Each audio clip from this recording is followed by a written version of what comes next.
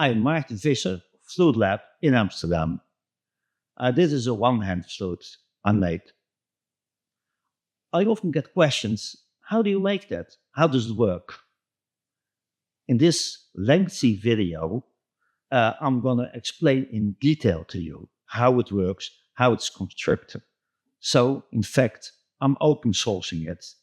This design is not patented or registered in any way. So if you want to make one, follow the video. And if you have any questions, please leave a comment or write me an email. These instruments were commissioned by OHMI organization in the UK. They do a great deal of very important work in developing instruments and teaching for music education for disabled people, and I'm very grateful for them. There will be a link in the description. Now, on to the instrument. How does it work? If I blow like this, I do nothing. It plays G natural. And that is because all the keys from here the way down are all open. And all the other keys are closed. So, ascending the scale, I open the keys one by one.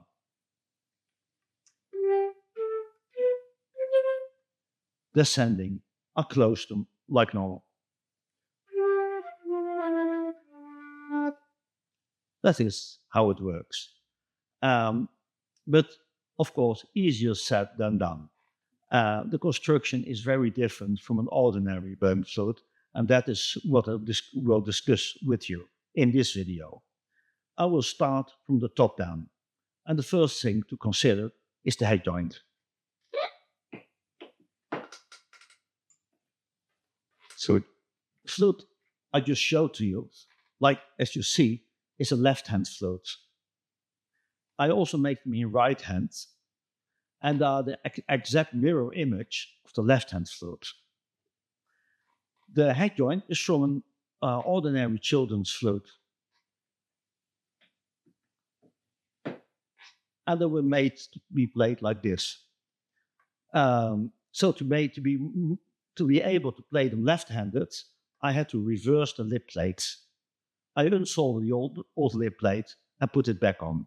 It's a bit tricky. These are Yamaha FHU 200 head joints, and the lip plate assembly is braced instead of soft solder, so it takes a lot of heat to undo it, but came out nicely.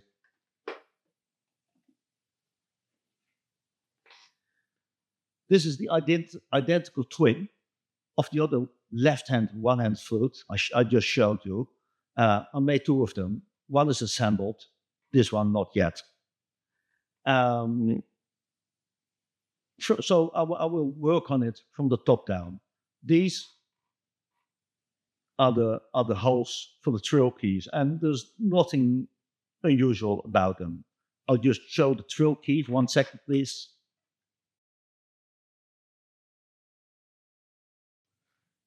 This end is normal. You see here, the touch pieces are rather small. They have to fit in between a lot of key work. So it's all a bit smaller than normal. And the touch pieces are sort of lifted up.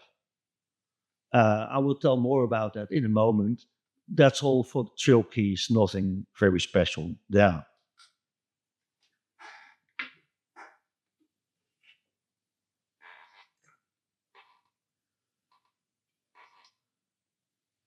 Here is the C-sharp key. It's a bit of an unusual position, not lengthwise, but angle-wise. And that is because it's operated by the thumb key. I'll show it on the actual flute.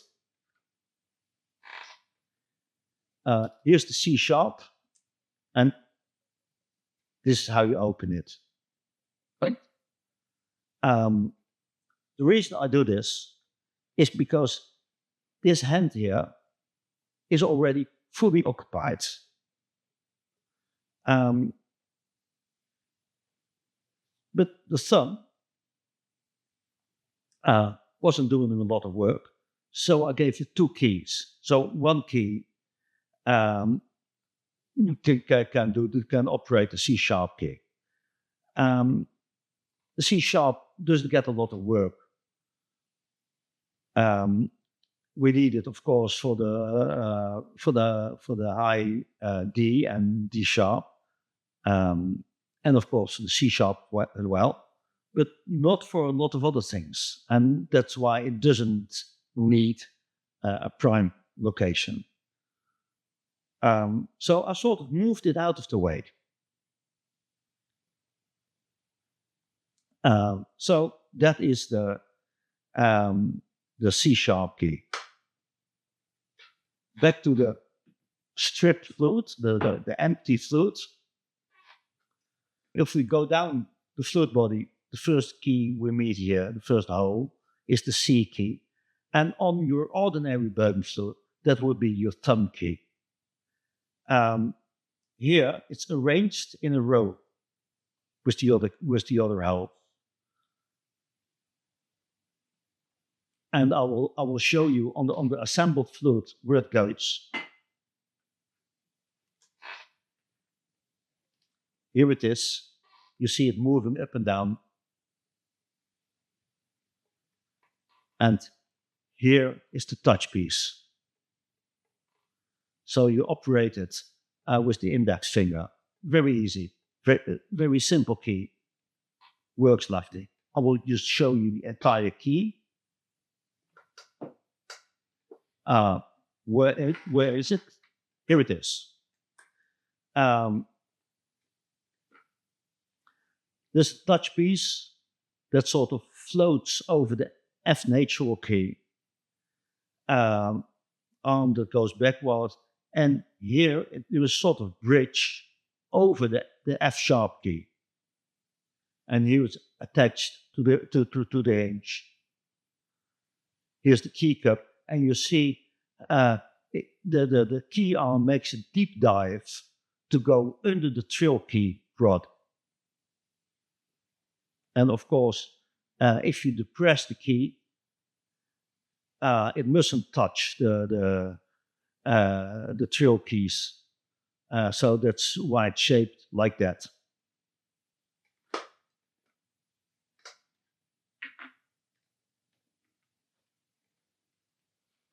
Another interesting thing you notice, there is a big square block here over the F key. And I'll tell you why.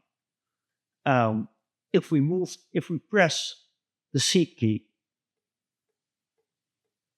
we don't want to press the F key at the same time. We need the F key to stay open. So there is space between the C key and the F key. And I will show it on the camera. C key goes down, and there's still a bit of space between the F key and the C key. But that will leave a big step. That will leave a big step between the F key and the C key. And if we want to change rapidly between the keys, which we often must, then we want them on the same level. So to bring the F key to the same level, I soldered a block of metal on top of the F key. I will show the. Well, this is on a normal flute. This would be the right-hand section, but now it's the left-hand section because it's a left-handed flute. And here you see that F key with a big block of metal on it. Same goes, of course, for the E key and the D key.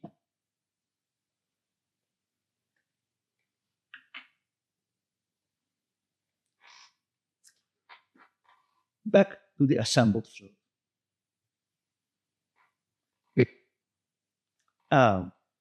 Going down, we have these keys. And here, the mechanism becomes a bit more complex. Here, this is the B key. Under the C key, here's the B key. And the B key moves two keys. it moves, say, its own key cup. And there is a little roller here through which the B key lifts the B flat key. Because from A to B is 2 semitones. So we need to open 2 holes. This is why this happens. The B flat key is here. It's a bit of an interesting mechanism. I'll come to that later. I will first talk about the B and A key. You see also A key from G to A is 2 semitones, so we're opening 2 holes at the same time. The B key and the A key are mounted on the same long rod. I will show you here. This complicated key is the combined A and B key. I will discuss it with you in detail. So this is the touch piece, the B, the A, sits over the D key. It is mounted to the arm right in front. Here you can see. And here it's a bit thicker, and to make it strong, but we don't want that to touch the cup of the D key when it goes down. And that's why the place of joining is right in front and not here at the back. From there, the arm goes down, meets the flute body with a piece of cord, and then goes up to the rod again. It's joined to the inside steel with 2 pins, with 2 steel pins. And here we see the A touch piece and the key cup moving together. Also, the cup is joined to the steel with 2 pins. So this is the B key. And the 2 parts are joined on the outside with this connecting rod. The arms of the cups take a big jump. You see they go high and then come down again, because unlike the C key, they go over the rod of the trill axis. I'll show that right now. But this is combined A and B key. I'll fetch the flute.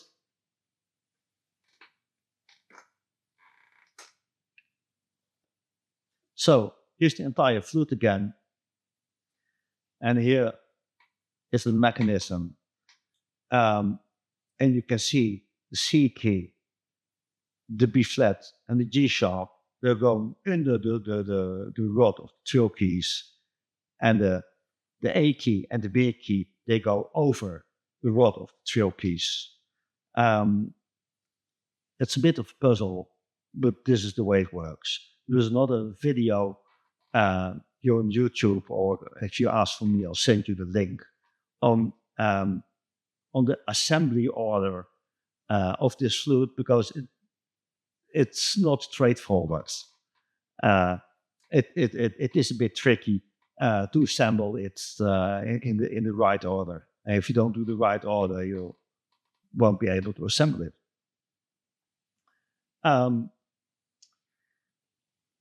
Now we come to this funny key, the B flat key. Here it goes on itself. It's another one of these cases where we have too many keys and too few fingers to operate them. On the bump flute, we have the same. It has no key of itself, but we use the thumb key or the right hand index finger to operate the B flat key. This B flat also has 2 ways to operate it. First of all, of course, the automatic way, when you play B, the B key lifts the B flat on top of the key, on top of the cup. There is a small roller mounted, and the B key lifts the roller. But if you just want to play B flat, what do? Of course, you start by playing A. But how? You open this key all on its own. There's two ways. One, use the touch piece in front. And the other way is to use the thumb key.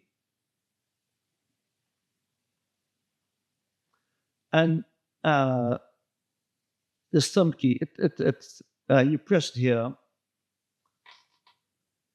and this roller here goes down, and mount the roller to reduce the friction. Of course, here we have key going down, and here we want this key to go up. So we have to reverse the direction, and for that, this rocker is installed. I will now show the parts separately.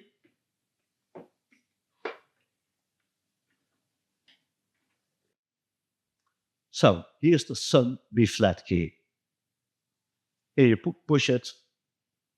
It has a round piece of cork to limit the movement and to dampen the noise. Kicker, of course. And here a small arm with a roller connected to it. These are standard shoulder screws, and these are rollers. I turn myself out of the Delrin rod. So you push it, roller goes down. Then I have this intricate part in between. This is the rocker. It is pushed down here by this key. And then this goes up, this arm. And then you see it becomes pointed and rather small because it has to fit in between the two keycaps. And on top is a piece of felt to dampen the noise. It has a very, very light spring to keep it down. Because we don't want to use the force of the B flat spring to move this mechanism. We need the force of the B flat spring to close the B flat because we need the pads to close well. So this is the thumb side of the B flat key. I'll show the B flat key separately. This is the B flat key separately. This is the roller with a little block of brass soldered to the cup with a thread in it, M2 thread, shoulder screw roller. This is the spring, 0.8 millimeters steel spring mounted to the arm. And it hooks behind the pillar to close well. And then there's this arm. This is not really meant as a kicker. This is the other way to open the B flat key. So how do I hold it? So to open it, either it is lifted here, or you push it on this end. And how does that happen? Next key I'm showing you. Where is it? I've got so many keys on this instrument. Here it is. This is the so here's the B flat. Here's the B flat, and here is a key that pushes the kicker and opens the B flat. And this key is operated usually by the index finger. I'll show you on the assembled flute. So here's the entire flute again, and here is two ways to open the B flat key. I said the index finger, I was wrong. unmeant ring finger or middle finger. So I press here, turn the rod, roller goes down here, and B flat key opens. And here is the B flat key opening with the thumb key. I press here, roller goes down, kicker goes up, B flat open. This is the way the B flat is operated. 1 second, please. I'll go to the bare flute. The B flat and G sharp key are mounted on a steel. I will just show it to you like this. Very low on the body, like the G sharp key on your bone flute, but now it has 2 keys here. And I run under the rod of the C key. And of course, also they have a deep plunge of the key arm, because again they also go under the trill key axis. I'll show it on the flute.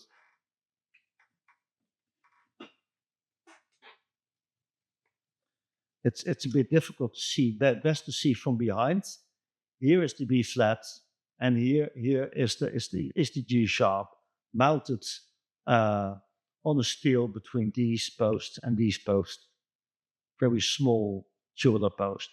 In order to get the steel into the posts, there is an extra hole drilled in this key post. So it has 3 holes. One for the point screw for this combined key, one for the point screw for the C key, and one for the rod, the steel rod, which doesn't extend here. It goes from here, so you have to push it really all the way through, and the steel goes from here to here, carrying these 2. Okay, right next to the B flat, we find the G sharp. I will show the parts of the. Well, first roughly, it is operated here by the pinky. It has a very long arm here, goes here.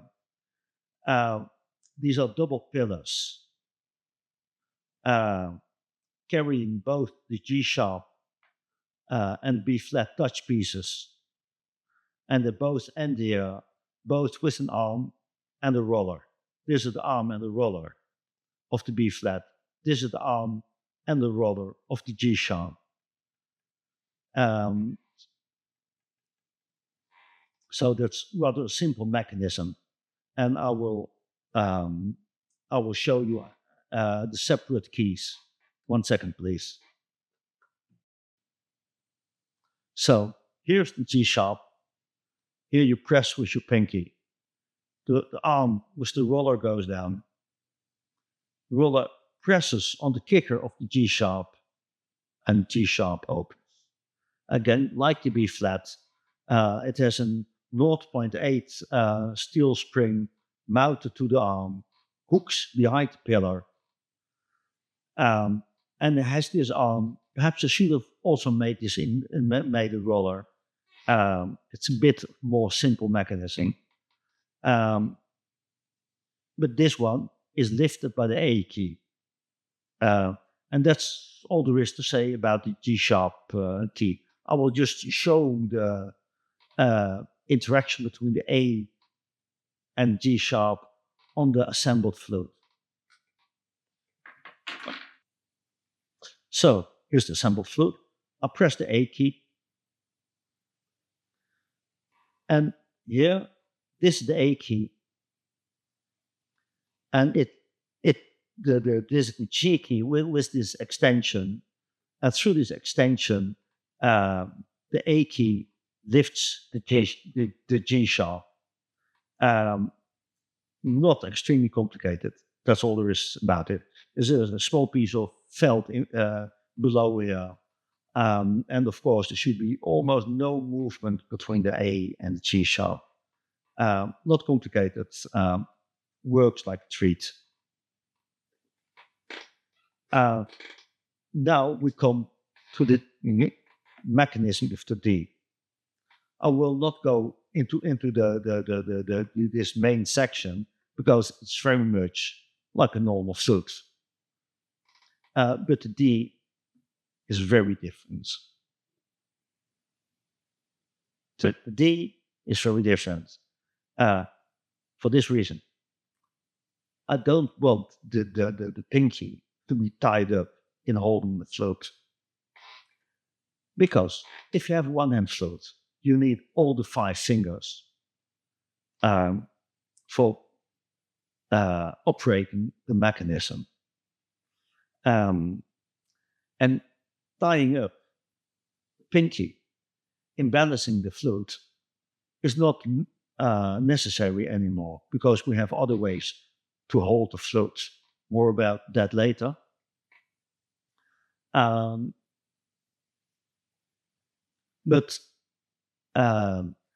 freeing the pinky also frees pretty much the hand, especially the ring finger, which shares a couple of tendons with the pinky. And to make the hand free, we have to free the pinky. And to free the pinky, we must not have to press on the E flat key all the time. But if we then leave the E flat key open, how do we play D? This is where an extra key comes in. Normally, you have only one hole at the location of the E flat or D sharp, what you want. This one, and you see this is pretty normal, except it being rather long. But for the rest, it's pretty normal. But on the other side, there's another key. There with the same dimensions, and unlike the D sharp key, this one, the vent key, stays open by itself. It's a normally open key. It's sprung open by a very small 0.5 millimeter spring. The rod carries it upward, where it has a kicker, where it meets the D key. And I will show the D key right now. This is the D key.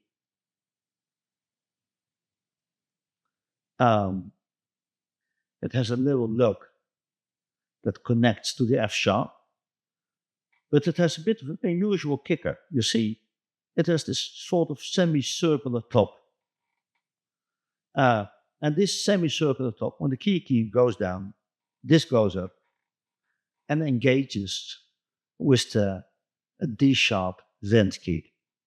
So I will just ask them to join us. So here it goes. Now they're both open, and we press the D, and they are both closed. This way,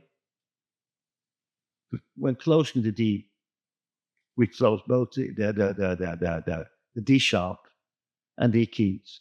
So we have a whole tone difference by closing two holes at once. And if we need to play E flat, I will take the entire flute again.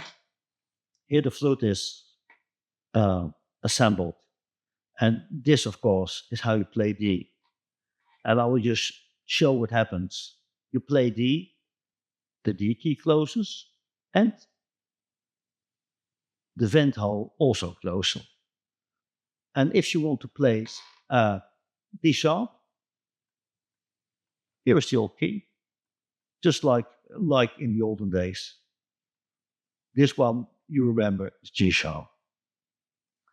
One more word, because these keys for the pinking, you see the arms are very long. A lot of people have trouble reaching the low keys because we are used to factories making the keys much smaller than they need to be. So I make them pretty large. I put a real big roller on the low C. It feels very comfortable. Um, Otherwise, there's nothing special about the about the lower keys E flat, C sharp, and C natural. This is how the mechanism works. I hope you enjoyed it. I will just say something about the instrument holding. This particular instrument is fitted with a handle. It's a sturdy plastic handle, a bit squarish in shape, tapered to the top. Um, I made this in tough PLA on a 3D printer. Um, and it's mounted on a brass rod.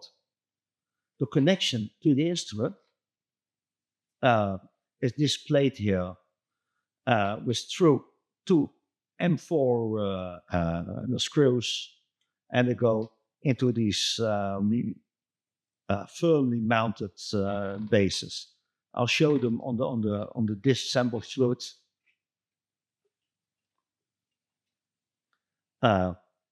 Here they are, and they are two M4 thread bushes with wide flanges because we need a straw connection. There's a lot of force going through these connections. The distance between these is 30 millimeters.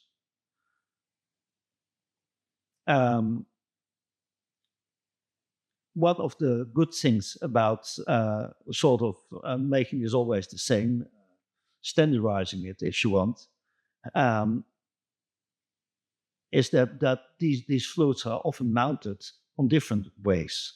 For example, you could make an extension to fit a photo tripod um, or a stand of another musical instrument. Um, some people playing these flutes, they are in wheelchair and they need another type of support. But these one-hand flute always need some type of support because the playing hand is involved in operating the mechanism. And often the other hand can just do this, but sometimes that hand isn't there or not able to hold the flute. And then you need other ways to support the flutes. And that can be anything. And by providing these standard threaded holes, of course, they're not threaded into the board, but providing these gives the owner of the flute plenty of possibilities um, to have a special stand attached to them. And I have often made stands of like microphone stands or instrument stands on things. Okay. Uh, so much for the flute holding. Last thing.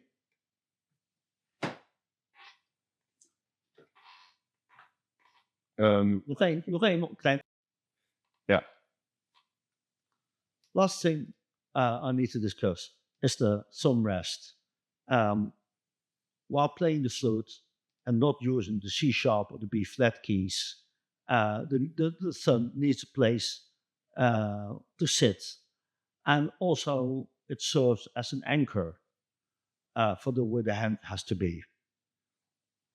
To make enough space for the thumb keys to move, it's elevated from the surface.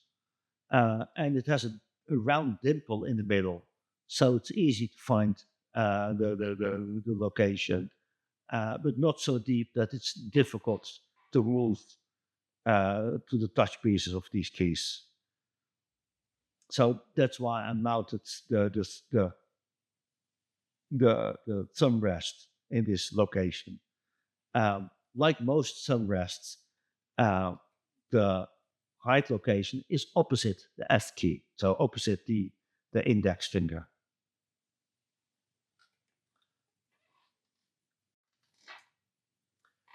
So that was the construction and making of the flute lab one-hand flute. Although the design is my invention, it's not painted or whatever, and I actually invite you to make one yourself. And if you are doing so, or if you are involved in making adaptive instruments for people with disabilities, please let me know. I'm very interested in meeting um, and joining worldwide. Um, so if you want any contact, please leave a link, leave a comment, or email me. So for now, thank you for watching. I know it's been a lengthy video.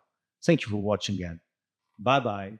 This is Maarten Visser of Flute Lab in Amsterdam.